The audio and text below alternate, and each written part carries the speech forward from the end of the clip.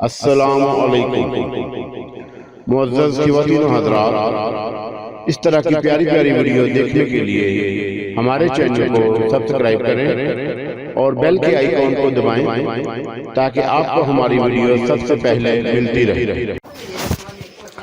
السلام علیکم دوستو، پیش خدمت ہے اوتار ایپیسوڈ نمبر 24۔ کیا مسٹر انیل پرکاش سے ملاقات کا بندوبست ہو سکتا ہے؟ ہو کیوں نہیں سکتا؟ اس نے جواب دیا، ذرا مشکل ہے، آپ خیال نہ کریں۔ مشکل کیوں اور کس لیے؟ میں نے متعجب نظروں سے اسے دیکھا۔ آپ بتائیں گے؟ اس لیے کہ وہ بڑا حساس شخص ہے، اس نے جواب دیا۔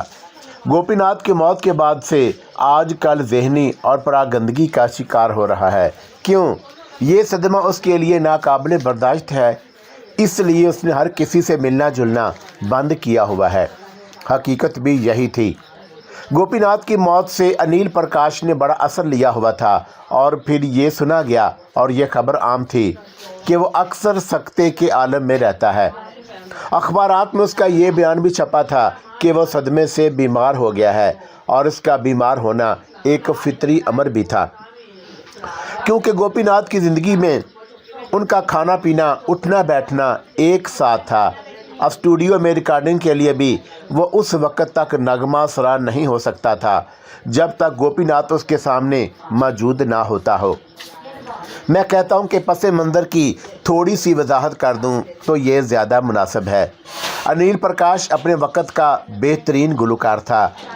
یہ وہ زمانہ ہے کہ جب ایک پتھر اٹھاؤ تو 10 گلوکار کل بلاتے نظر آتے ہیں جو گونجدار پالوں، جدید مائکروفونوں اور زیرو بم بڑھانے والے آلات کی مدد سے ایک کیسٹ کو 20 مرتبہ ٹیپ ریکارڈ کراتے ہیں، اور پھر اس کے ٹیپ کیے ہوئے کو سینکڑوں مرتبہ سنا جاتا ہے، کانٹ چھانٹ کی جاتی ہے، اور پھر 20 مرتبہ گائے ہوئے ایک ہی گیت کے مختلف ٹکڑوں کو جوڑ کر ماسٹر پیس نغمہ عالم وجود میں آ جاتا ہے۔ اگر ان نام نہاد گلوکاروں کو ٹی وی پر گانے کے لیے پیش کیا جائے تو شاید 1% ہی کامیاب ہوں، اور اگر انہیں اسٹیج پر لایا جائے تو یقین ہے کہ 100% کا پھلکا اڑ جائے گا۔ یہی نہیں، فلموں میں تو ستم ظریفی بھی روا ہے کہ لب کسی کی حرکت کر رہے ہیں، گانے والا کوئی اور ہوتا ہے۔ انیل پرکاش بھی جدید ایجادات سے مدد لیتا تھا، لیکن اس کی آواز کے سود و گذار سے ان نام نہاد گویوں اور گلوکاروں سے منفرد اور ممتاز بنائے ہوئے تھا۔ گونجدار ہال، مائکروفون اور آواز کا زیروں بم بڑھانے اور گھٹانے والے آلات سے اس کی رسیلی آواز کے لیے یہی درجہ رکھتے تھے جو کسی نادر شاہکار تصویر کے لیے سونے کا فریم رکھتا ہے، اور یہ تو سب جانتے ہیں کہ کسی شاہکار کے بغیر سونے کا چوکھٹا بیکار ہو جائے۔ کئی برس پہلے کا ایک مشہور واقعہ ہے کہ ان دنوں انیل پرکاش جگدیپ موہن کی ایجنسی کا رکن نہیں بنا تھا۔ انیل پرکاش کو ایک نائٹ کلب میں جمع غفیر کے سامنے گانا پڑا، مگر وہ بری طرح ناکام رہا اور اس کا منہ کھلا مگر ایک بے سری چیخ کے سوا کچھ برآمد نہ ہوا۔ 1 ماہ تک وہ بالکل گا نہیں سکا، اور اس کی وجہ یہ تھی کہ پورا مہینہ گوپی ناتھ اس سے جدا رہا۔ گوپی ناتھ جو سر کی خفیف حرکات، ہاتھوں کے ستائشی انداز سے ہلا کر اور چکنی آنکھوں سے اسے دیکھتے ہوئے اس کی حوصلہ افزائی کرتا رہتا تھا۔ گوپی ناتھ ایک بیماری کے باعث سارا مہینہ ہسپتال میں زیر علاج رہا۔ ظاہر ہے کہ ان حالات میں گوپی ناتھ کی موت انیل پرکاش کے لیے ایک عظیم حادثہ تھی، اور اس عظیم حادثے اور اس کے رد عمل کے متعلق لوگوں کو خوب معلوم تھا کہ انیل پرکاش کیسے عظیم صدمے سے دوچار ہے۔ لوگوں کی ہمدردیاں انیل پرکاش کے لیے کچھ اور بڑھ گئی تھیں۔ مجھے اچانک ایک خیال آیا کہ گوپی ناتھ کی موت مستقل ثابت ہوئی تو انیل پرکاش کا مستقبل کیا ہوگا؟ کیا وہ اب بھی گانا گا سکے گا؟ اور اس پہلو پر کیا کسی نے غور کیا ہوگا؟ میں نے سر اٹھا کر جگدیپ موہن کی طرف دیکھا، اور اس کے چہرے پر سوچ کی پرچھائیاں تھیں۔ وہ بھی شاید اسی قسم کی کوئی بات سوچ رہا تھا۔ میرے لیے بڑی الجھن پیدا ہو گئی کہ جگدیپ موہن کہنے لگا، اگر انیل پرکاش نے उस सदमे का असर मुस्तकिल असर ले लिया तो हिंदुस्तान एक बेहतरीन फनकार से महरूम हो जाएगा और मैं लाखों की आमदनी से महरूम हो जाएगा। हाँ, ये बात तो है। मैंने ताइदी अंदाज में सर हिलाकर उसे देखा। मुझे ये खदशा उस वक़्त लाहक हो गया था जब मैंने अनिल प्रकाश के पहले एल्बम की रिलीज़ से चंद माह बेशतर एक मौका पर उसे स्टेज पर पेश किया था। ये एक कस्बे का स्टेज था। ना जाने क्यों उस पर स्टेज का खौफ बुरी तरह तारी था, किसी असीब की तरह मुसल्लत था। ताहम वो खासी हद तक कामयाब रहा और फिर उस दौरान वो बुरी तरह नाकाम हो गया। उस दिन दरअसल गोपीनाथ गैर हाजिर था। उसके इस फ़ोन की घंटी बाज उठी और जिसका नंबर बराह रास्त था, और ये नंबर वो खास लोगों को देता था। हर खासो आम के पास ये नंबर नहीं था। जगदीप मोहन ने तवक्कुफ करके शान उचकाकर मुतफक्कर अंदाज से फ़ोन की तरफ देखते हुए रिसीवर उठा लिया। वो बेहद अहम और मारूफ शख्स जो था। मुझे एहसास नदामत होने लगी और उसका कीमती वक्त मेरी वजह से ज़ाया हो रहा था। लेकिन इस मरतबा चंद रस्मी बातें करके जल्द ही फारग हो गया था। अच्छा, आप अनिल प्रकाश से मुलाकात का इंतज़ाम नहीं कर सकते तो कोई बात नहीं, मैंने कहा। मैं दोबारा अपने तौर पर कोशिश करूँगा मिस्टर देवा कुमार। और उसने अपनी एक उंगली चटकाते हुए कहा, ये अनिल प्रकाश की मर्ज़ी पर मुनहसर है। मैं कोशिश करके देखता हूँ। मुझे उम्मीद है कि वह मेरी बात रद्द नहीं करेगा और ना ही उसे करना चाहिए, और उसने भी कभी मेरी कोई बात रद्द नहीं की। मैंने उसकी बात पर कोई तबसरा नहीं किया, खामोशी से देखता रहा। शायद आपकी मुलाकात इस हक़ में सूदमंद हो। और उसने कदरे तामल के बाद कहा, अगर आप उसे इस बात की हकीकत का एहसास करा दें कि होनी होकर रहती है तो वो शायद संभल जाए। हो सकता है कि आपके साथ गोपीनाथ की खुदकुशी या कत्ल के मुतल्लिक़ गुफ्तगू के बाद उसके दिलो दिमाग पर जो फैला हुआ गुबार है वो साफ़ हो जाए और फिर उसे अपनी साबका हालात में आ जाए। अचानक उसकी मेज़ पर एक इंटरकॉम बज उठा। जगदीप मोहन के चेहरे पर कबीदगी फैल गई और उसने बटन दबाकर चीखते हुए कहा, मैंने कहा है कि मुझे डिस्टर्ब ना किया जाए। रजनी, आखिर तुम। दूसरे फ़ोन का रिसीवर उसके कानों के साथ चिपका हुआ था। बात किए बगैर ही वह चुप हो गया। कुछ सुनने के बाद वो रिसीवर रख कर उठ खड़ा हुआ। मिस्टर देवा कुमार, वो माजरत खवाहाना अंदाज में बोला, मैं अभी आता हूँ। इतना कहकर वो कमरे से बाहर निकल गया। जाने उसकी सेक्रेटरी ने उसे क्या बात कही जो वो मेरे सामने गुफ्तगू करना नहीं चाहता था। मैं चंद लम्हों तक इंतज़ार करने के बाद मैं उठा और तस्वीर ज़िंदगी और मौत के सामने जा खड़ा हुआ। अब भी उसमें कोई ख़ास बात दिखाई न दी। मैंने बहुत दिमाग खपाया। तजरीदी आर्ट कोई आर्ट ना था। ये मगरब वालों को क्या कहा जाए। ये और नसरी शायरी दोनों फ़नून वजीफ़ा में शामिल करके इसका मजाक उड़ाया गया था।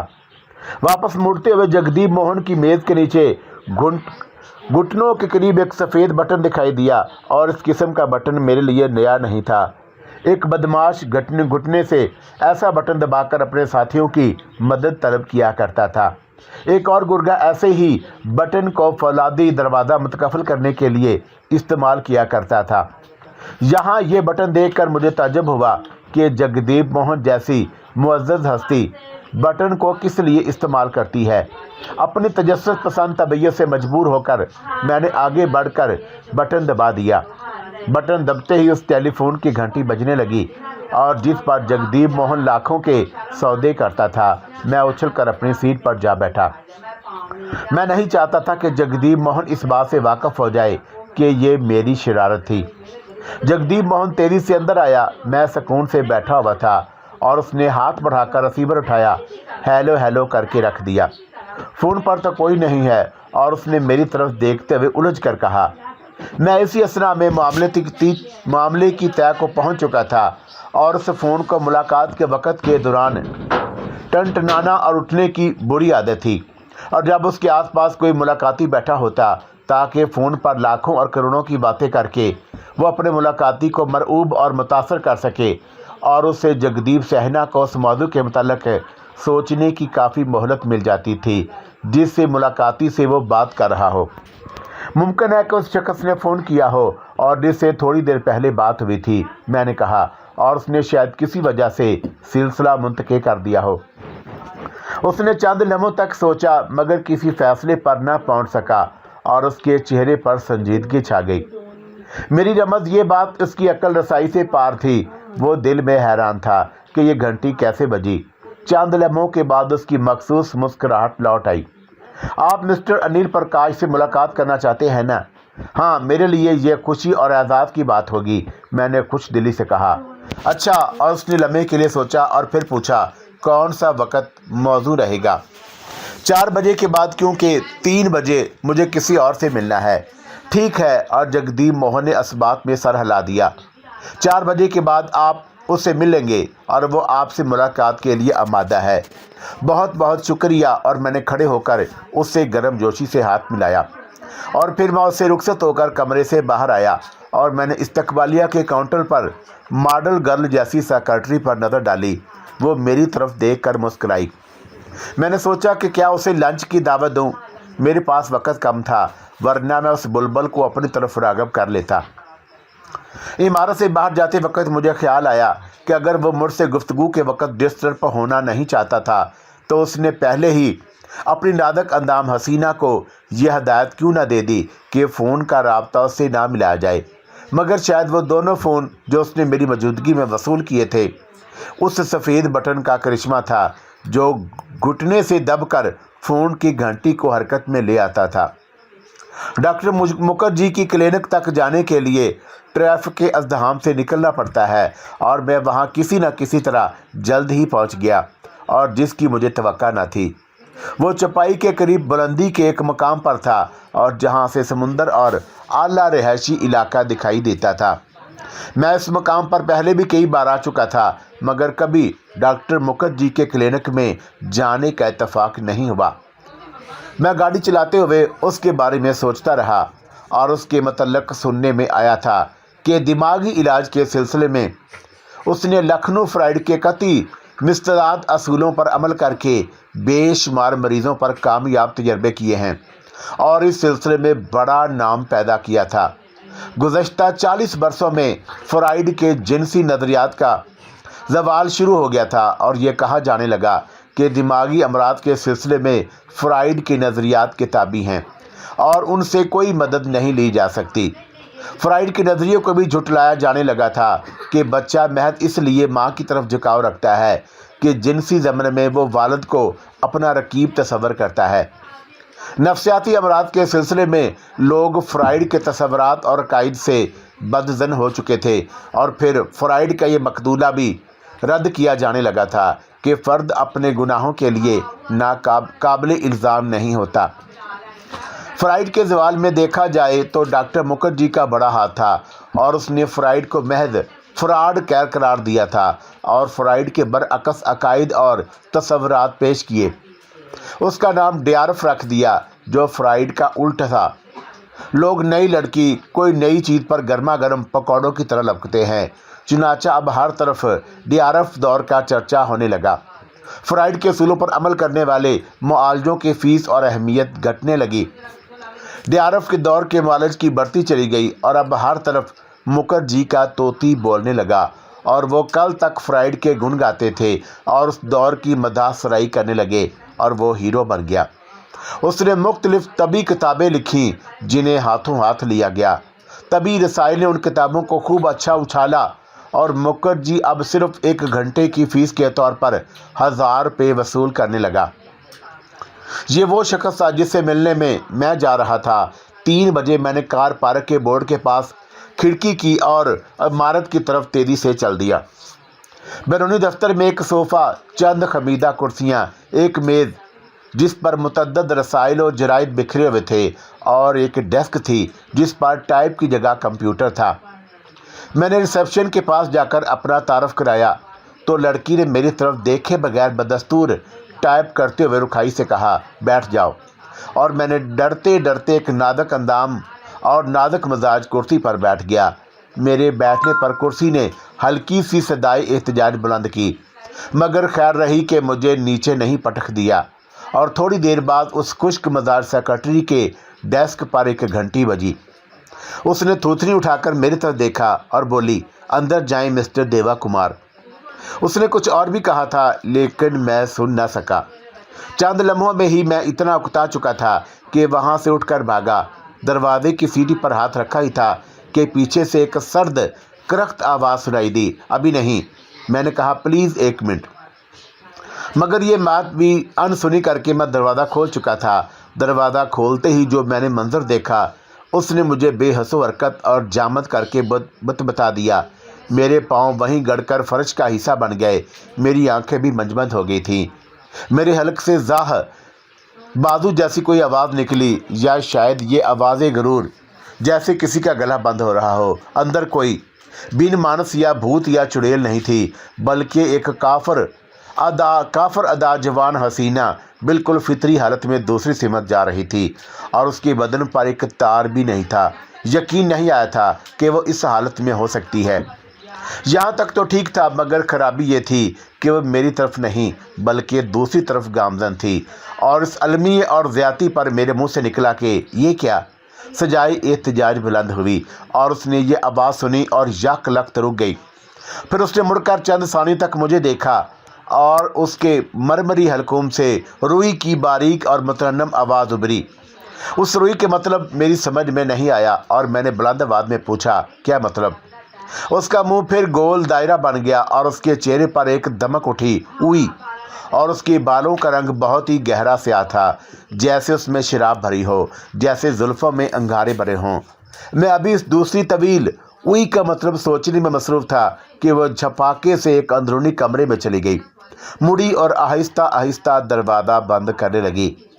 दरवाज़ा बंद करने के आखिरी मराहल में उसने एक तवील लम्हे तक तवक्कुफ़ किया और फिर आहिस्तगी से उसे बंद कर दिया।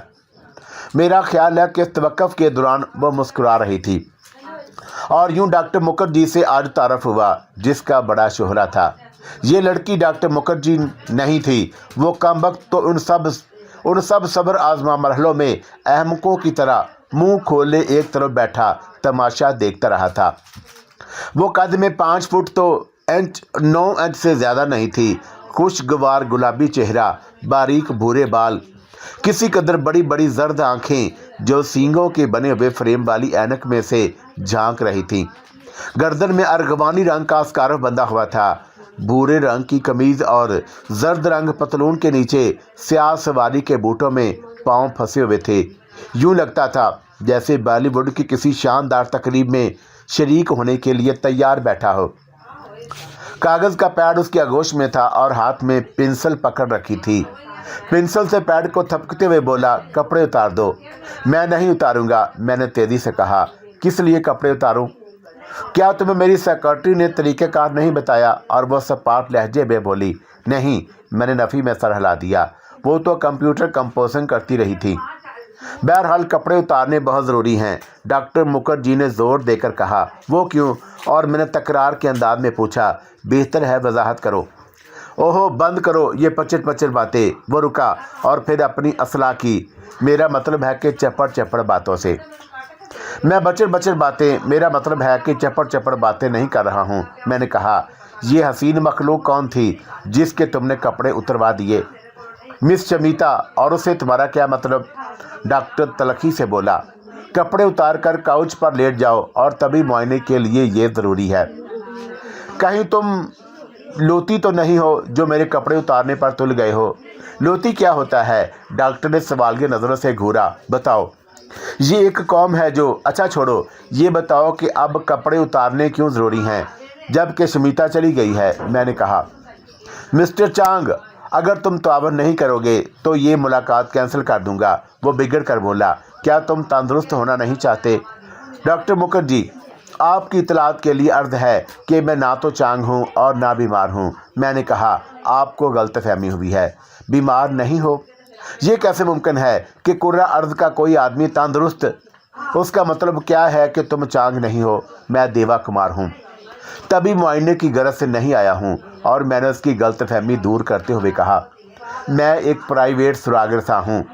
मैं दरअसल गोपीनाथ की मौत की तहकीकात के लिए आया हूँ। मैंने तफसीलात बताईं। तुम देवा कुमार हो? और उसने नाकदाना नज़रों से जायज़ा लिया जैसे मेरी शिनाख्त कर रहा हो। अगर तुम तभी मुआयने के लिए नहीं आए तो मैं तुमसे माजरत तलब करता हूँ। मेरी सेक्रेटरी ने मिस्टर चांग की बजाय तुम्हें भेज दिया और वो अभी से सठिया गई है। آپ معذرت خواہ ہیں تو میں آپ کا نہیں، سیکرٹری کا دوش ہے، میں ابھی آتا ہوں۔ وہ اٹھا اور بولا، آپ انتظار کی زحمت کریں۔ اور پھر وہ اس کمرے میں چلا گیا جس میں گل بدن گئی تھی۔ میں ڈاکٹر مکھرجی پر رشک کیے بغیر نہیں رہ سکا۔ لڑکیاں اور عورتیں بھی اس کے حکم کی تعمیل کرتی تھی اور اس نے کمرے میں جا کر دروازہ بند کر لیا۔ 2-3 منٹ کے بعد واپس آیا اور کرسی پر بیٹھ کر کاؤچ پر مجھے بیٹھنے کا اشارہ کیا۔ مجھے افسوس ہے، میں 3 بجے آپ کا انتظار کر رہا تھا۔ آپ گوپی ناتھ کے بارے میں معلوم کرنے آئے ہیں نا؟ ہاں، سر ہلا دیا۔ اور وہ آپ کا ایک زیر علاج مریض تھا؟ ہاں، ایک مختصر عرصے کے لیے۔ حقیقت یہ ہے کہ علاج ابھی شروع نہیں ہوا تھا اور آپ کو معلوم ہوگا طبی معائنے میں سال ہا سال لگ جاتے ہیں۔ کیا فرائیڈ کے طریقہ معائنہ میں بھی 16 سال ہا سال؟ میں نے سوال کیا۔ میرا طریقہ کار فرائیڈ سے قطعی مختلف ہے، ڈاکٹر مکھرجی نے بڑی سنجیدگی سے جواب دیا۔ بلکہ اس کے متضاد ہے، وہ تو محض ایک فراڈ تھا۔ اور آپ کے جو بھی طریقہ کار ہیں گوپی ناتھ کے متعلق، میں نے کہا، آپ کو شاید معلوم ہو کہ خود کئی برسوں تک فرائیڈ کا پیروکار رہا ہوں اور لوگوں کا علاج کرتا رہا، لیکن میں نے دیکھا کہ لوگوں کی بیماری بڑھتی جا رہی ہے۔ طبی اصول یہ ہے کہ اگر ایک طریقہ علاج کوئی خاص نتائج مرتب کرتا ہے تو طریقہ علاج کو الٹنے سے قطعی برعکس نتائج حاصل ہوتے ہیں۔ مثال کے طور پر بچوں کو ہی لے لو، اور جب وہ کھیلتے ہیں تو، اور میں نے اکتا کر تیزی سے اس کی بات کاٹی۔ گوپی ناتھ کے متعلق، بچوں کا ایک کھیل آدھے گھنٹے تک وہ بلا تکان بولتا رہا اور فرائیڈ کے اور اپنے طریقہ علاج کی فرق کی وضاحت کرتا رہا۔ میرے لیے اس جھکی ڈاکٹر کی باتیں سننے کے سوا کوئی چارہ کار نہ تھا، چنانچہ مجبوراً اس کی بک بک جھک جھک سنتا رہا۔ اتنے میں ساتھ والا دروازہ کھلا، مس چبیتا باہر آئی اور اب وہ پورے لباس میں تھی۔ فٹنگ کیا ہوا سوٹ جس میں شیری کلر کی دھاریاں کھینچی ہوئی تھی، اونچی ایڑی والے سفید جوتے جن میں اس کی لمبی لمبی ٹانگیں اور بھی دیدہ زیب لگ رہی تھیں۔ مجھے تو وہ بڑی سوہنی اور سندر لگ رہی تھی۔ ڈاکٹر مکھرجی نے اسے یوں جیسے اسے صدمہ ہوا ہو، اور شاید وہ لباس سے محروم حسیناؤں کو دیکھ کر ترنگ میں آتا تھا، اور شاید وہ خود بھی ایک مریض تھا۔ مس چمیتا ایک لمحے تک دروازے میں کھڑی رہی اور پھر میری طرف دیکھ کر ایک رسیلی مسکراہٹ پھینکنے کے بعد ڈاکٹر سے مخاطب ہوئی، شکریہ ڈاکٹر، اگر دوبارہ اپائنٹمنٹ کی ضرورت ہوئی تو میں فون کر لوں گی، یہی وقت مناسب رہے گا، کیوں ٹھیک ہے؟ ہاں ہاں بالکل ٹھیک ہے، ڈاکٹر نے قدرے بکھلا کر کہا۔ وہ میری طرف مڑی اور مدھم لہجے میں ہولے سے بولی، اوئی، اور اس اوئی کا کچھ مطلب ضرور تھا، لیکن کیا؟ اور مطلب پانے کے لیے مجھے یقیناً کئی راتوں تک مسلسل سوچنا پڑے گا۔ اس بتگماز کے رخصت ہونے کے بعد میں ڈاکٹر کی طرف مڑا اور پھر کہا، اب تو گوپی ناتھ کے متعلق بتاؤ۔ اچھا گوپی ناتھ، اور اس کے متعلق کیا جاننا چاہتے ہو؟ اس کے ساتھ کیا خرابی تھی؟ اور میں اس کی طرف سوالیہ نظروں سے دیکھا۔ وہ پیڈو کا شدید مریض تھا اور اس کے ساتھ ہی سائنوٹو۔ معاف کرنا ڈاکٹر، میں سادہ سا آدمی ہوں، یہ تفصیل طبی اور اصطلاحیں میری سمجھ سے باہر ہیں۔ میں نے قدرے نرمی سے کہا، کیا یہ زیادہ مناسب اور بہتر نہیں کہ اسے سادہ الفاظ میں بتاؤ؟ اور گوپی ناتھ کی کیا شکایات بیان کی تھیں؟ بس یہ کہ وہ ذہنی طور پر مایوسی کی کیفیت محسوس کرتا تھا، ڈاکٹر نے بتایا۔ برے خواب دیکھتا اور بعض اوقات سر میں شدید درد محسوس کرتا۔ اس نے ہر ملاقات میں یہی بتایا تھا کہ اس کے آثار سے یہ ظاہر تھا کہ وہ خودکشی کا مرتکب ہو سکتا ہے۔ یہ سن کر اسے کوئی حیرت نہ ہوئی۔ ہونٹ دبا کر سر کو ہلکا سا خم دیا اور اینک کے بلائی حصے میں مجھے گھور کر دیکھا۔ ایسا کوئی اثار نہیں تھا، تاہم اس کا امکان کسی وقت بھی تھا۔ مجھے افسوس ہے کہ وہ سب کچھ نہیں بتا سکتا جو اس نے مجھے بتایا تھا۔ پیشہ ورانہ رازداری میرا اصول ہے، لیکن اتنا کہہ سکتا ہوں کہ اس کا مرض بتدریج اضافہ پذیر تھا۔ اگر وہ چند برس یا چند ماہ تک میرا علاج کرا لیتا تو وہ روبہ اصلاح ہو سکتا تھا، اور میں اسے صرف یہ بتا سکا کہ اس کی حالت کی ایک وجہ تو مایوسی اور انتشار ہے، دوسری وجہ اسے اپنے والد سے اس کی بے پناہ محبت ہے۔ ہاں شکریہ ڈاکٹر، آپ سے کام کی بے شمار باتیں معلوم ہوئیں۔ میں اٹھ کھڑا ہوا کیونکہ ایک طویل تقریر سننے کی مجھے تاب نہ تھی، اور میں یہاں اس کے لیکچر سننے تو نہیں آیا تھا، نہ وقت برباد کرنا تھا۔ رخصت ہونے سے قبل میں آپ کی سیکرٹری کو 1 گھنٹے کی فیس ادا کرتا جاؤں گا۔ میں ایک سیکرٹری کو فیس دے کر تیزی سے باہر نکلا اور اس امید پر کہ شاید مس شمیتا مل جائے، لیکن وہ موجود نہ تھی۔ میری چھٹی حص نے مجھے خبردار کیا، دیوا کمار، پرائیویٹ سراگر ساں ہوشیار، موت تمہاری تعاقب میں ہے۔ چھٹی حص ہمیشہ میری رہنمائی کرتی آئی تھی اور آج بھی کر رہی تھی۔ اب میں قدرے محتاط ہو گیا کیونکہ ایک انجانے خطرے نے مجھے محتاط ہونے پر مجبور کیا۔ میری چھٹی حص جب بھی کسی خطرے سے آگاہ کرتی مجھے محتاط ہو جایا کرتا تھا، اور اس وقت سردی کچھ بڑھ چکی تھی۔ پہاڑی سڑک پر گاڑی چلاتے ہوئے میرا ذہن ڈاکٹر کی بتائی ہوئی باتوں کے متعلق ادھیڑ بن میں مصروف رہا اور میں اسے نظر انداز نہیں کر سکتا تھا۔ گاڑی کی کھڑکیاں چڑھا کر میں اگلے چوراہے پر مڑ گیا، جو پارٹی کی طرف مڑ گیا اور پھر تیزی سے اس جانب بڑھنے لگا۔ بارش کی مجھے چنداں فکر نہ تھی، بھیگ جانے کا ڈر اور خوف اس لیے بھی نہیں تھا کہ رین کوٹ میرے قریب سیٹ پر موجود تھا، اور پھر آسمان قدرے صاف ہو رہا تھا۔ بارش بھی کم ہو گئی تھی۔ موسم تو شوق کے مزاج کی طرح بدلتا رہتا ہے اور اس کا کوئی بھروسہ نہیں ہوتا۔ لوگ اس کے عادی ہو جاتے ہیں، ورنہ پھر انہیں بڑی ذہنی کوفت اور پریشانی اٹھانی پڑتی ہے، اور اس لیے میرے لیے کوئی فرق نہیں پڑا۔ مجھے اچانک سڑک پر ایک سیاہ فیٹ گاڑی کھڑی دکھائی دی، اور یہاں سے آگے جانے کے لیے ایک بگلی سڑک نکلتی تھی۔ اس سیاہ گاڑی میں ایک شخص ڈرائیونگ وہیل کے پیچھے بیٹھا دکھائی دیا، اور دوسرا شخص بھی تھا جو گاڑی کے باہر اٹھے ہوئے بونٹ کے قریب کھڑا تھا۔ شاید انجن میں کوئی خرابی پیدا ہو گئی تھی جسے وہ مرمت کرنے کے لیے انجن دیکھ رہا تھا۔ اس مقام پر سڑک کے دونوں طرف خرد و جھاڑیاں اور پودے بکثرت تھے جو جنگلی معلوم دیتے تھے، اور جیسے ہی میں گاڑی کے قریب پہنچا تو مجھے آنکھوں کے گوشے سے بائیں جانب درختوں اور گنجان جھاڑیوں میں کوئی چیز چمکتی ہوئی دکھائی دی، اور میں نے فوراً ہی چونک کر سر اٹھا کر اسے میں دیکھا تاکہ اپنا شک دور کروں، مگر کوئی غیر معمولی شے دکھائی نہ دی۔ تاہم اس سے میرے حواس ضرور چوکنے ہو گئے تھے، اور میں نے محتاط ہو کر سٹیئرنگ وہیل سنبھال لیا تھا۔ میرے چونکنے کی وجہ یہ تھی کہ وہ چمک تھی یا آگے کھڑی ہوئی گاڑی، ورنہ پھر اس شخص کا ڈیل ڈول اور حلیہ تھا جو بونٹ کے پاس کھڑا ہوا تھا۔ میرے قریب پہنچتے ہی اس نے بونٹ گرایا اور ڈرائیور سیٹ کی طرف بڑھا۔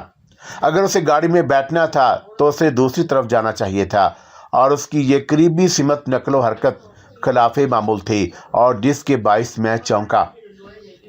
میں نے غیر ارادی طور پر کوٹ تھپک کر اپنے ریوالور کی تسلی کر لی اور ریس پیڈل پر پاؤں کے دباؤ کم کر دیا، لیکن میں محتاط ضرور تھا۔ کوئی بات بظاہر مخدوش نہ تھی۔ سال ہا سال تک بدماشوں اور گنڈوں کے ساتھ نبرد آزمائی کے بعد ریوالور تھپکانے کا یہ رد عمل میرا معمول بن چکا تھا، اور یہ وہ لوگ تھے جو ریت کی تھیلی، چابک، ریوالور، جسمانی قوت کی زبان سے بات کرنے کے لیے کے عادی تھے اور کسی بھی مقام پر وارد ہو سکتے تھے۔ ان سے نمٹنے کے لیے ضروری تھا کہ انہی کی زبان میں انہیں جواب دیا جائے، ورنہ دردناک موت کو گلے لگا لیا جائے، جو ایک طرح سے خودکشی کے مترادف تھا۔ اب تک ہر چیز نارمل لگ رہی تھی، مگر اچانک ہی ہر چیز تبدیل ہو کر رہ گئی۔ خطرے کا بروقت احساس مجھے اس حماقت سے ہوا، اور جب وہ سیاہ فیٹ گاڑی حرکت میں آئی، اس نے آگے بڑھ کر میرا راستہ روک لیا، اور میں نے تیزی سے بریکیں لگائی اور پھر ہاتھ بڑھا کر اپنا ریوالور نکال لیا، جو ایسے وقت اور حالات میں بڑا کام آتا تھا، ساتھ دیتا تھا۔ اور عین اسی وقت گاڑی کے باہر کھڑا ہوا آدمی میری طرف لپکا، اور پھر مجھے بائیں طرف واضح نقل و حرکت محسوس ہوئی۔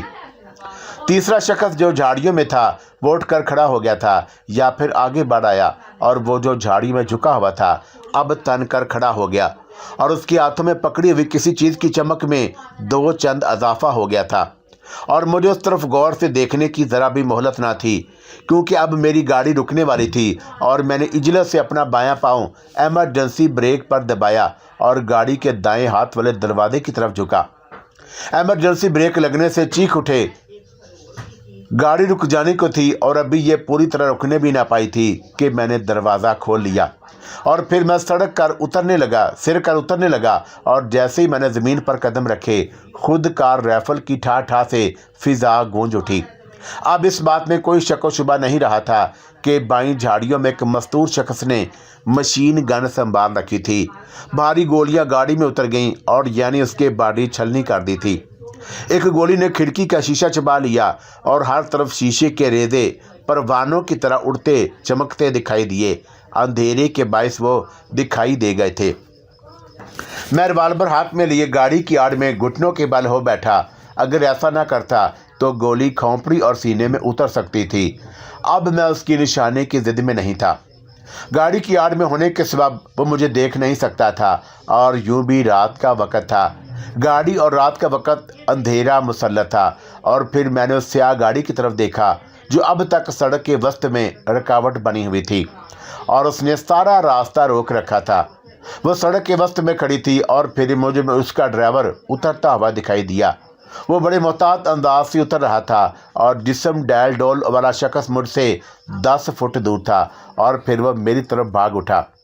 مشین گن کی فائرنگ لمحاتی طور پر رک چکی تھی اور ان کا خیال یہ تھا کہ شاید میں زخمی ہو چکا ہوں یا پھر سرگ باشی ہو گیا ہوں۔ سرکتے وقت رین کوٹ بھی میرے ہاتھ ساتھ یوں کھینچتا چلا تھا جیسے وہ میری مدد کرنے پر کمر بستہ ہو، اور یہ ایک طرح سے اچھا ہی ہوا۔